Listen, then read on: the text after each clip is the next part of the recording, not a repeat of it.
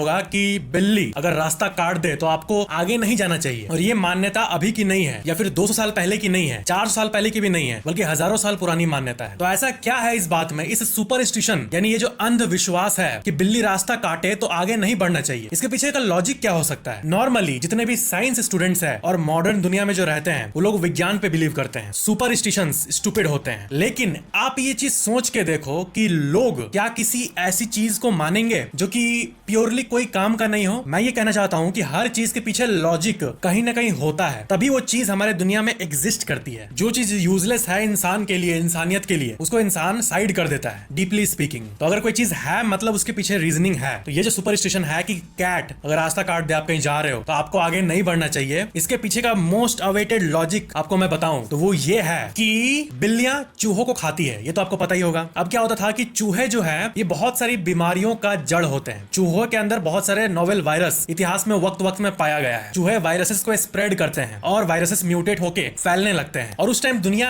Medically उतनी advanced नहीं थी, हॉस्पिटल वगैरह आज जितने हैं उतना नहीं होता था पहले, और वो इन्फेक्टेड चूहों को खा लेती थी तो बीमारी फैलने लगती थी एक से दूसरे जानवर में। और बिल्लियों से एक नया वायरस आना, म्यूटेटेड वायरस आना और महामारी फैलने का डर होता था। और यही कारण है कि जब कोई जा रहा है और जंगली बिल्ली सामने आ जाए तो उसको अशुभ माना जाता था, क्योंकि वो पोटेंशियली प्लेग को जन्म दे सकती है, महामारी को जन्म दे सकती है। कभी कभी कीड़े मकोड़े, चूहों, बिल्ली, मच्छर, जानवरों से जो बीमारी आती है उसको वेक्टर बॉर्न ट्रांसमिशन कहा जाता है। और बीमारी ना फैल जाए इसलिए बिल्ली का आना, स्पेशली जंगली बिल्ली का, और वो भी वाइल्ड कैट जो कि रात में तभी सामने आती थी जब कोई बुलॉक कार्ट, पहले बैलगाड़ी हुआ करता था, तो उसके सामने आने पे महामारी ना आ जाए, यही कारण था इसका। ये था पहला लॉजिक। लेकिन इसका दूसरा साइड भी आपको जानने की जरूरत है कि ये इतना स्ट्रॉन्ग सुपरस्टिशन कैसे बन गया। दूसरा कारण ये है, जब लोग बैलगाड़ी से जाते थे एक शहर से दूसरे शहर, बहुत पहले की बात है, तब अक्सर रात को जंगलों से जाना पड़ता था सैनिकों और बाकी लोगों को। तब ज्यादातर लोगों के पास गन नहीं होता था, भाला और बाकी लोकल वेपन्स होते थे। लोग लेके जाते थे कि अगर जंगली जानवर बीच में आ गया कोई तो उसको मार देंगे। तो अब आप सोच रहे होंगे कि पुराने जमाने में लोग